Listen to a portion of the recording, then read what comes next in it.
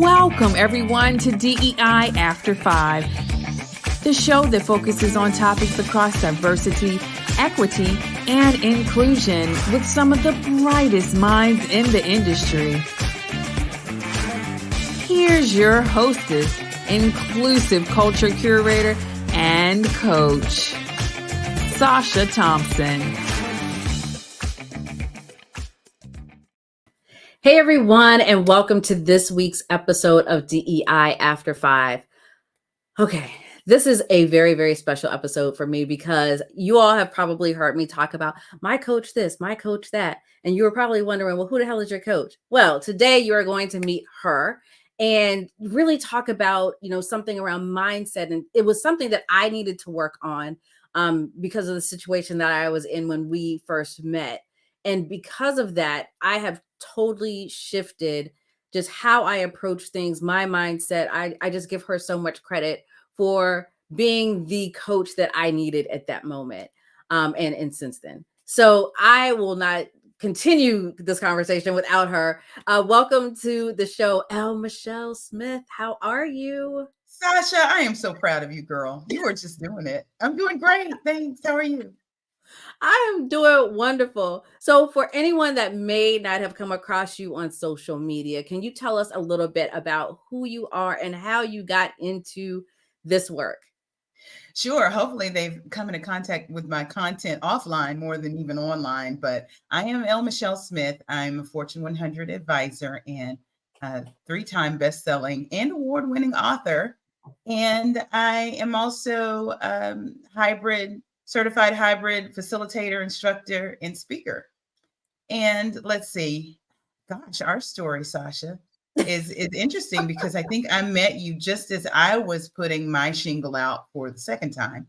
First time around, of course, I ran a PR agency long before I met you, but started another business, and the business is my company, No Silos Communications, LLC, which is all about using media, coaching, and consulting to empower leaders to be the best that they can be in their lives and their leadership. And so certified executive coaching is definitely a part of that. And gosh, I was probably, 2019 when I met you? Yeah. 2019. And I was just like, help. No, honestly, and it's so funny because I often tell the story that you never know who you're going to need until they come into your life and your space. And it was actually a colleague of mine who connected the two of us because we were both in kind of this inclusive marketing, or you had an inclusive marketing background. And she was just like, oh, I just heard someone speak at this conference, and I think the two of you need to talk. And as we started talking, that's when we realized, oh, you're a coach. And I'm like, help. Exactly. I need some support.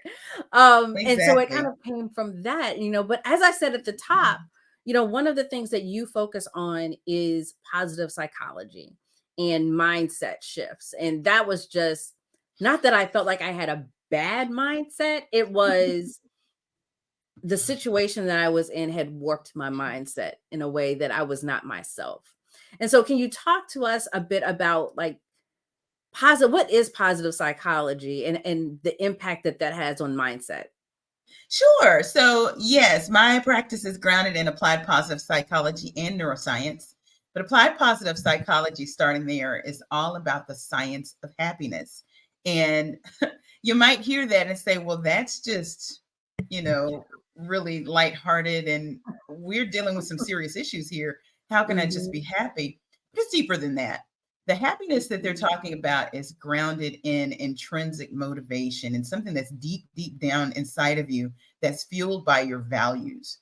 And the idea is, according to applied positive psychology, that happy people are successful people.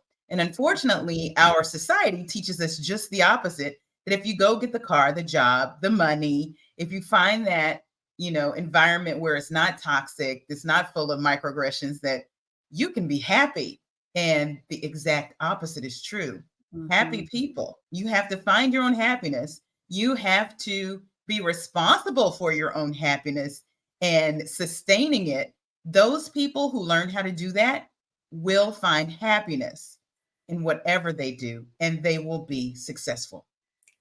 You know what? It is so, hindsight is 2020, right?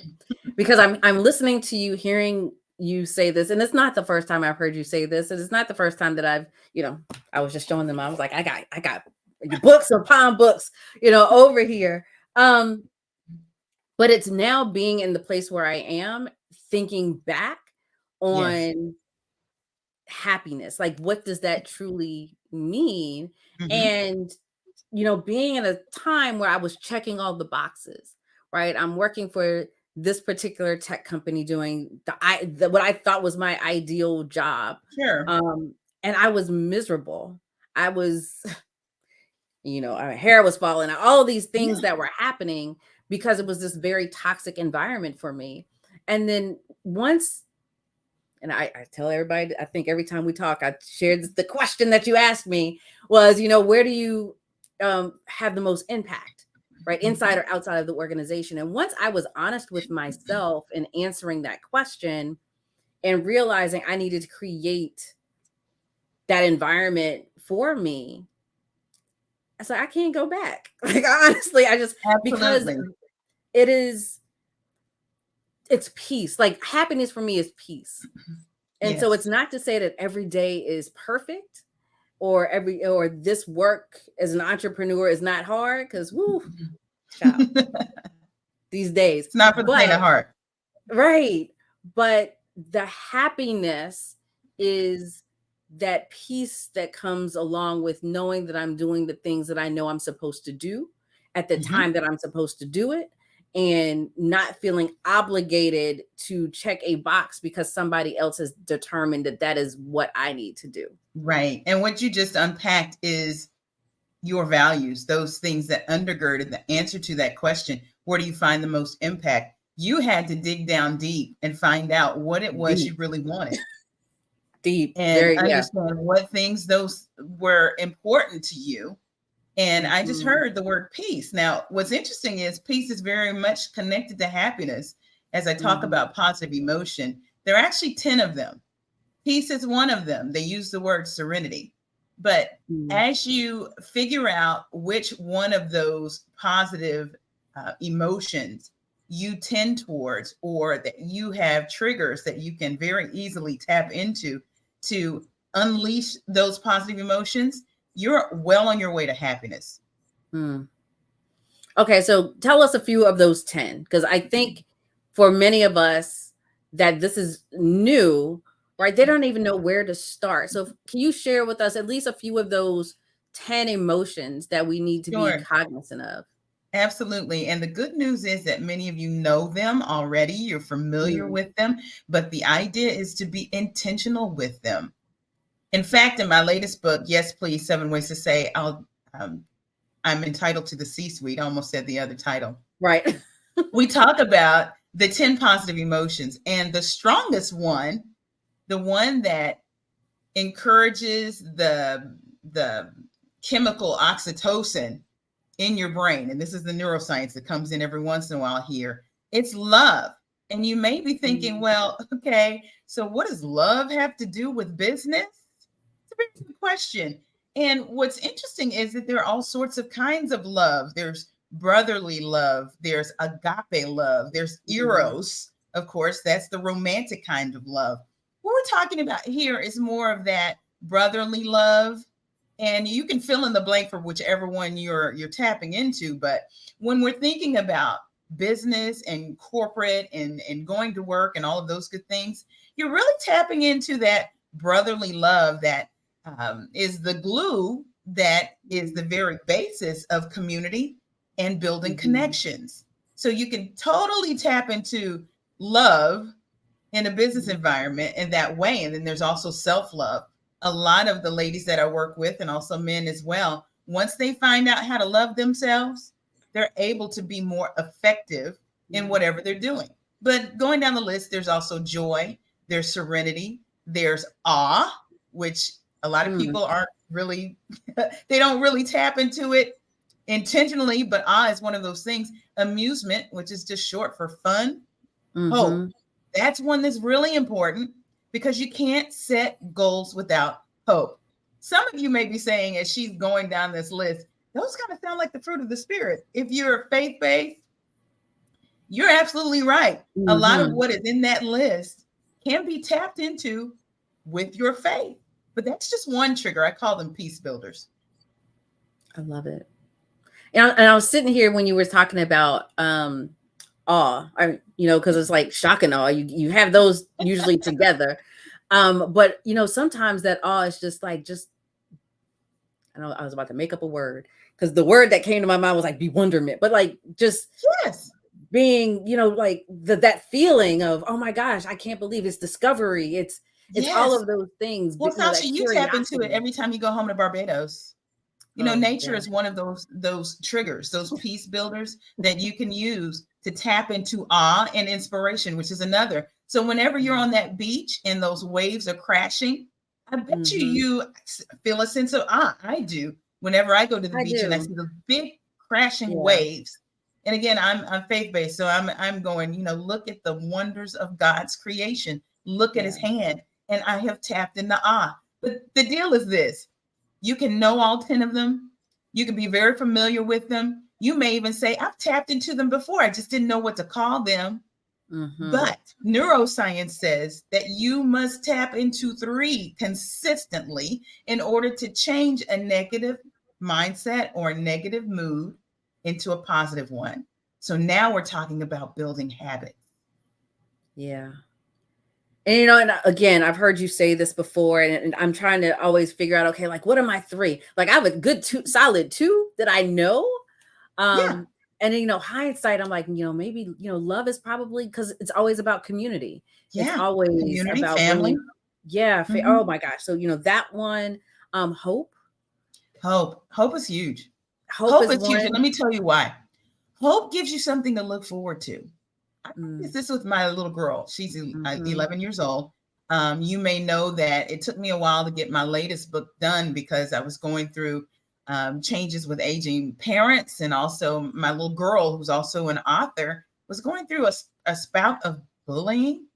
And so it was very tough for me. I had to bring her home and homeschool her to get her out of that environment until we got her into a new environment. But one of the things that I do for her whenever she gets down in the dumps, I make sure that I bring up something that we can anticipate.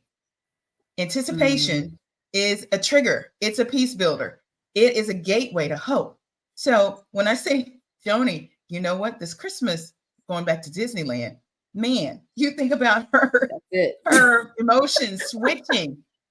They switch. All of a sudden, she's got this big smile on her face. And it doesn't always have to be something that big. It could be something just that small. So I have a client who's going through return to work or return to office. And the way this company is doing it is absolutely brutal. And she happens to be in one of the cities that is in a hub city.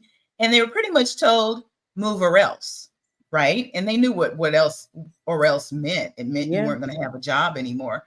She's choosing not to leave because, of course, her sphere of influence, her family and everything is where she is now. And so as she goes back to the job during this time frame before she rolls off, it's like every man for themselves. And it's very toxic. So we were talking about what she could do to bring some of the joy from home to work.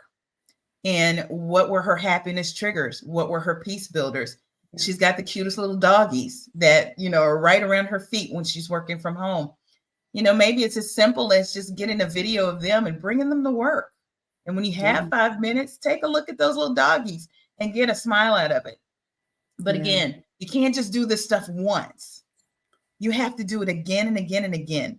And you may have certain peace builders or triggers that, you turn to often. For me, family is one of them. But just know that you can rotate. It doesn't always have to be joy. It doesn't always have to be gratitude. That's the last one. I think I've named all 10 now.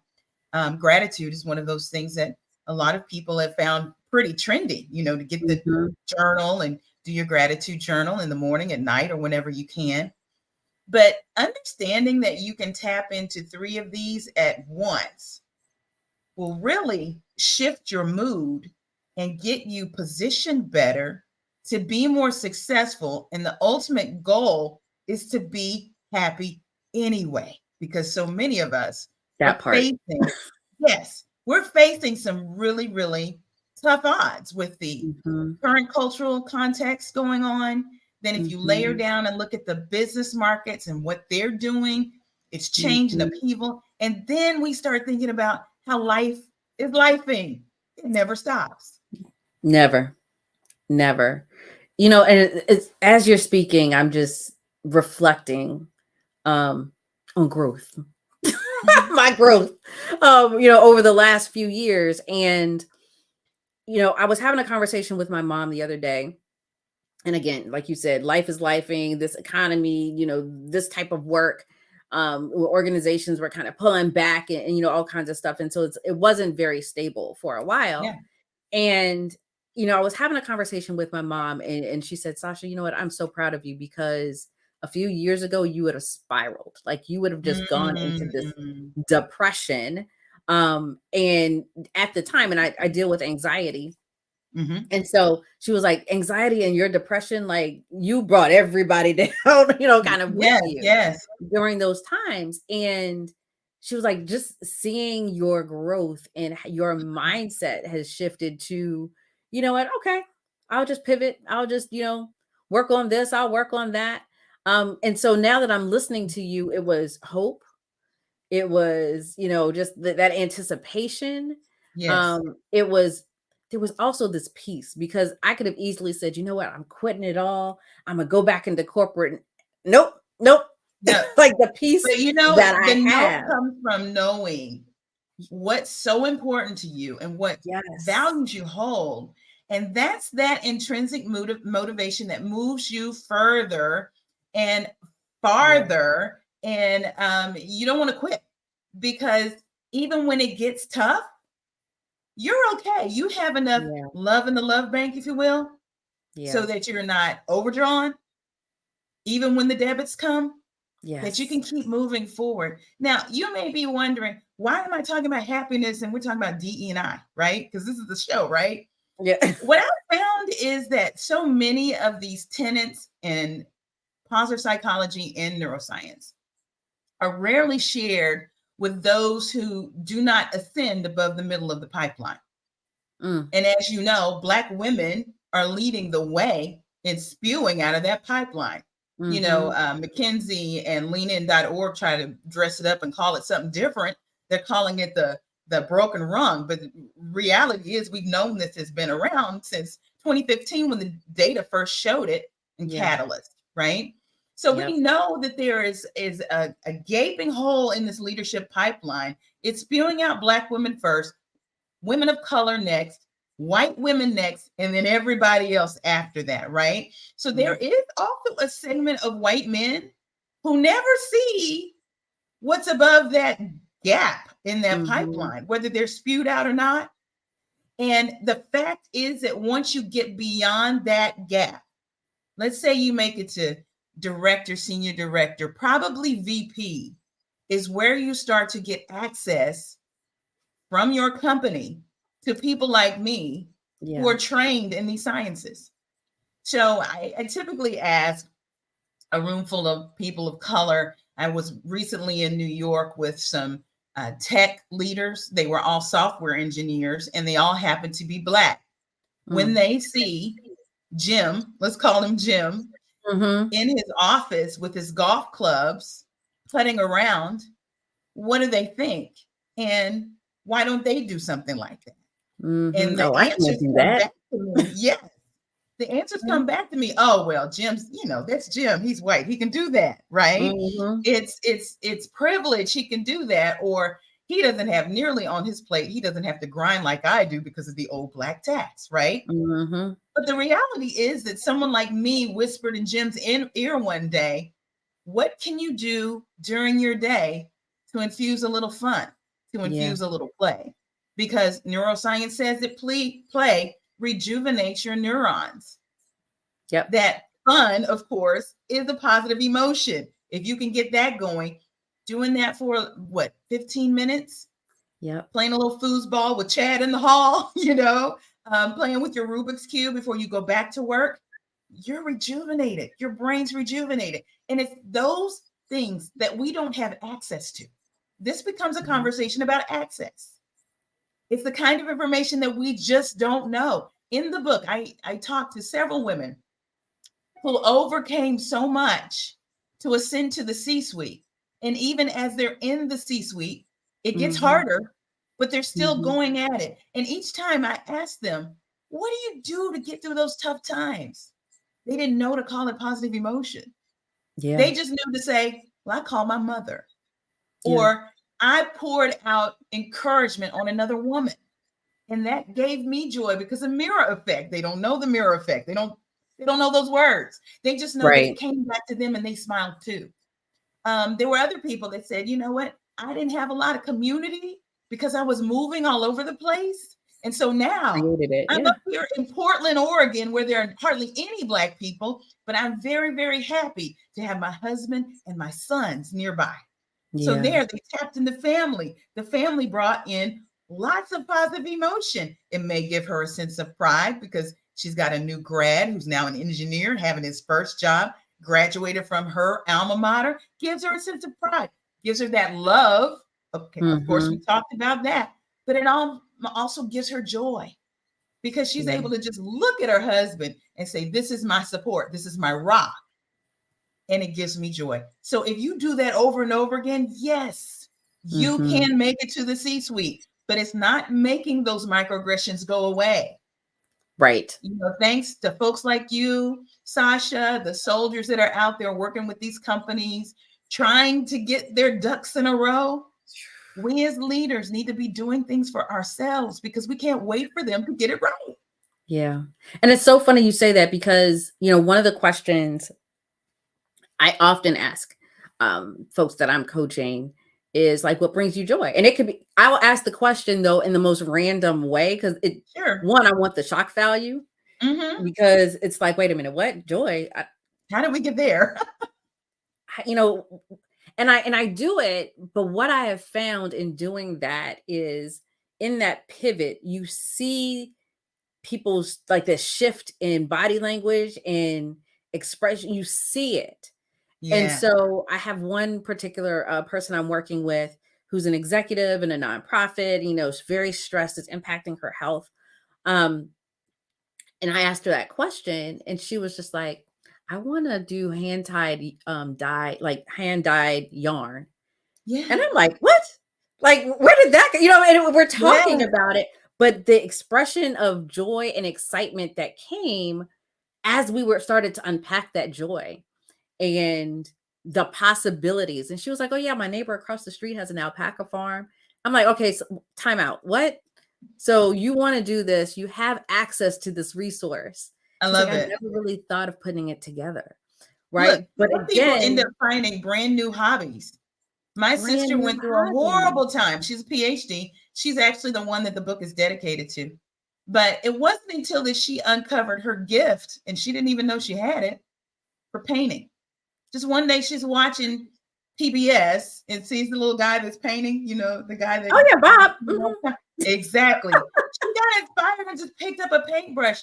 The woman now has blue ribbons from all over the place because she went on in and upskilled. She went all in, but that was where she was finding her serenity through a very tough time. So you never know what will happen if you go through that portal, if you will, of positive emotion.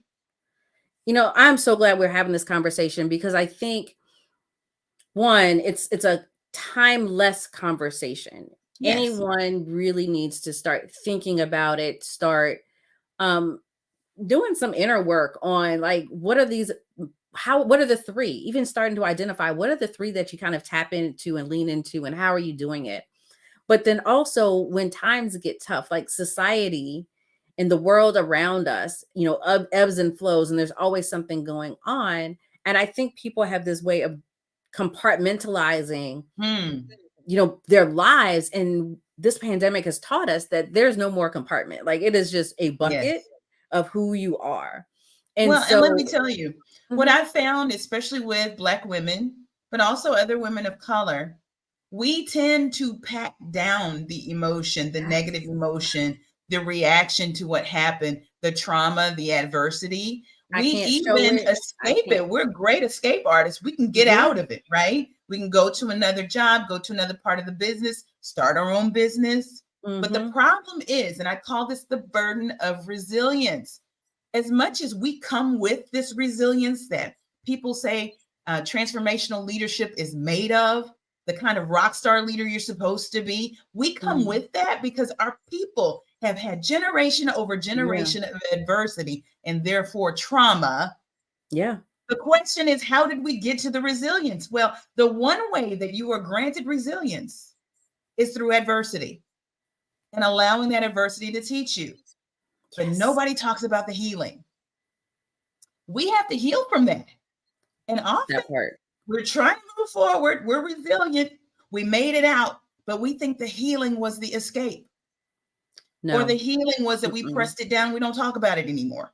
Because we take that with us to the next place. Exactly. And that's why I have teamed with a clinical psychologist, Dr. Jeff Gardier, to offer coaching and counseling. Because coaching, as you know, Sacha, it will take you forward with what you have today. It ain't gonna spend look very back. little time looking back.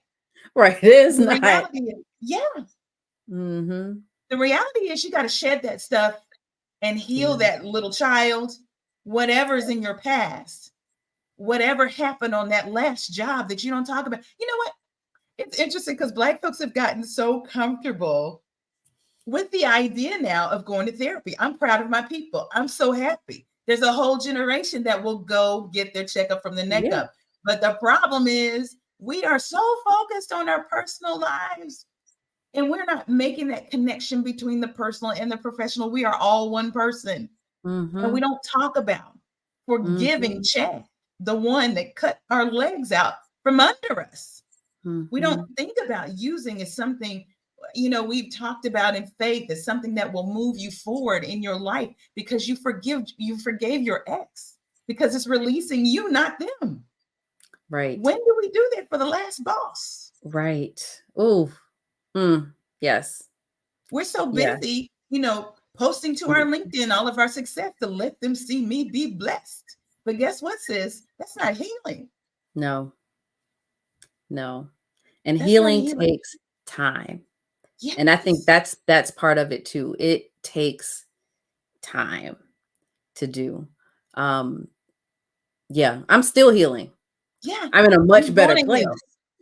I'm on a much better place, but I'm still healing because there's certain things that I know as soon as I see, I'm like, okay, that's triggering.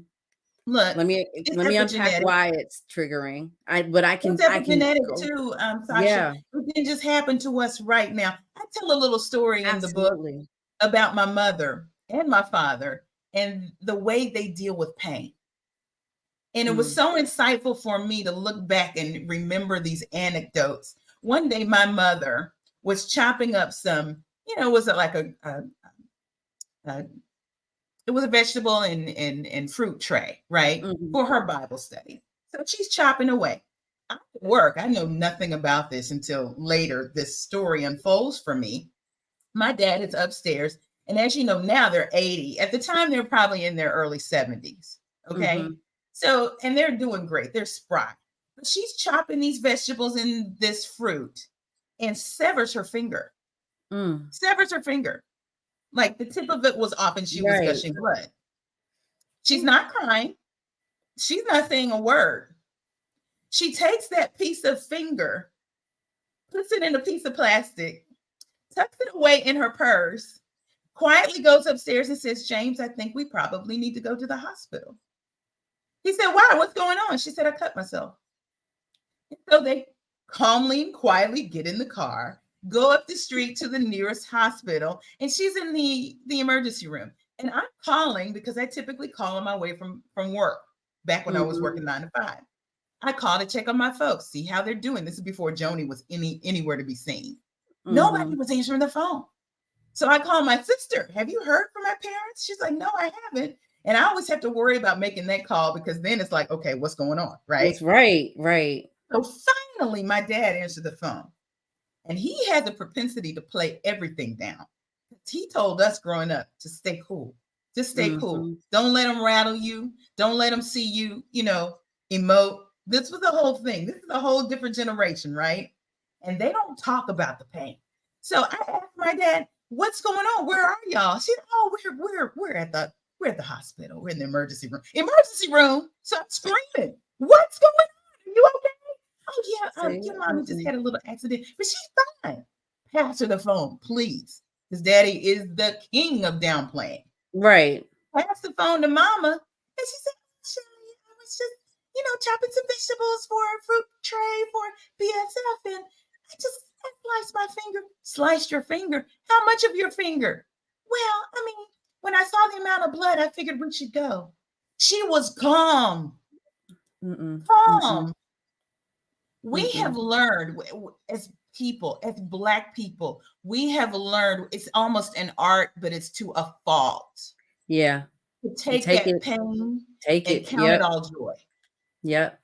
We can blame, and I'm a student of culture. So I'm looking at the generations. I'm looking at a lot of our history when it comes to faith and religiosity. That suffering is one of those things that we elevate because it makes you more Christian, it makes you more worthy or whatever. In the meantime, we're killing ourselves. Yeah. And that's just a physical analogy of what we do with the stuff that comes at us and cuts us like knives in our soul, let alone our physical. Michelle, listen, as you were saying, telling that story, I'm like, see, this is where that generational trauma would have stopped, because my dramatic tale would have passed. Oh, Lord, I'd have been knocked out on the floor. Y'all would still been picking me up. Oh, my gracious. I do that with a paper cut. Oh, no, no, no. So, you know what? So, I'm going to do a little bit of a pivot. Okay. What brings you joy? We've been talking about it. What brings you joy? What fills your cup as you are doing this work and not doing this work? Yes, my daughter is number one on the list. Joni, she's so That cute. little bundle of joy, and now she's almost taller than me. She's got size 10 feet at 11. They kicked us out of the kiddie shoe corner. We're in the grown ladies section trying to find age appropriate shoes for her. But this little girl just brings me so much joy because I see how smart she is and the potential that she has to do far more than I ever dreamed of doing. So I spend a lot of time encouraging her to dream, encouraging her to anticipate the future. And so that brings me a lot of joy. It fuels a lot of what I do in my business and my work.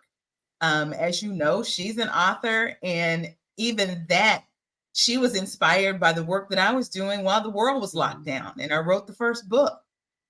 She wrote her book. But the other thing that gives me joy, I would say, is also travel.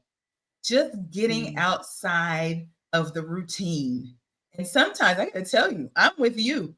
Work slowed down this summer. Summer was hard because everybody just they held on to their money, right? And the programs that we're thinking about doing, they waffled on, and then finally they said no at the end of the summer. Right. You understand? So usually my daughter and I take vacation. We take about 2 or 3 doing it. We're everywhere doing everything. Mickey is usually a part of it. But this summer, you know what we had to do? We took my points and we did a staycation at the Gaylord Texan, which is right outside of town, right here in Dallas. And it was just that change of scenery that brought us joy. We had some of our favorite food. We were able to do some of our favorite activities right there in Grapevine. And so we weren't able to go all the way to Hawaii this summer. Mind you, we're going to go somewhere at the end of the year. We're going to get this done before the year, because hope does spring eternal, right? Right. Anticipation. Yes. Right. But travel is one of those things. And I make sure that Joni and I have our leisure vacation, because, there's always the travel for work, and you can get a little bit of joy out of that, but not a whole lot because you're working. And then the work that I do for these individuals and seeing them come back to me, and this is this mirror effect again, to see the work that we've done together blossom in their lives. There's nothing that makes me giggle, laugh, cry. I mean, all the emotions, all the feels, than to see a leader find their breakthrough and become the Sacha that she's supposed to be. And I get to see that times 10, times 20, Yeah. times 100, because it always comes back to me. It's a multiplier. So giving of myself, and this, I see this as service and ministry, even though it's a business. I love to see it. And, I am in ministry too. I'm one of the only certified life coaches in Dr. Tony Evans' Free at Last ministry, which is actually counseling, but Yeah. they have brought me into the fold. Thank you. Because they know the power of coaching. And I have a support group that I have every Monday night, and it's all about finding your purpose. It's so interesting how much this science weaves into what people have always just espoused to faith. But there's science behind purpose too. Absolutely. Now, Michelle, we could talk forever and ever and ever. Yes. How, if someone wanted to find you, where's the best place for them to do that? Oh, yes. The easiest place to go is my website, lmichellesmith.com. It will have links to everything that I'm doing and a way to contact me, whether it's for, doing a workshop with your organization, speaking during whatever time frame you might have, or maybe it's seasonal, maybe it's just an emphasis that your organization is having, or you want to tap into my books, which are available everywhere worldwide. She's holding them up. There's 2 of them. Yes. And so that and LinkedIn, I love to connect on LinkedIn. The one thing that I love to tell the publishers when they're all asking about my following is I have met 95% of the people that follow me.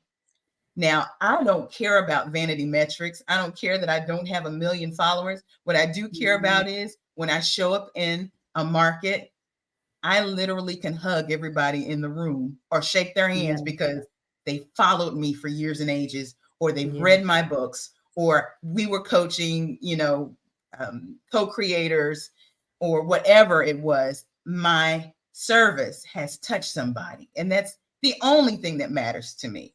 Yeah, I love it. I love it. So, Michelle, thank you so much for being with us today. This is, like I said, a very special conversation for me because one, it's very personal around just mindset, but I think also it gives some insight into people around like this takes work. This is not a one and done thing, and so really being cognizant of how you're approaching your mindset and tapping into these emotions in ways that can take you to the next level.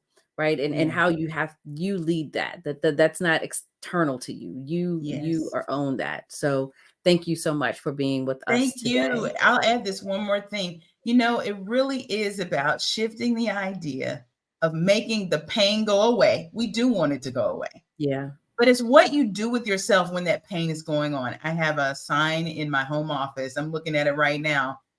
Life is about not waiting for the storm to pass, but learning to dance in the rain. And if you can do that, there's nothing you can't do. Absolutely nothing. I love it. I love it. And as a dancer, I'm like, yes, dance in the rain. Dance in the rain. I love it.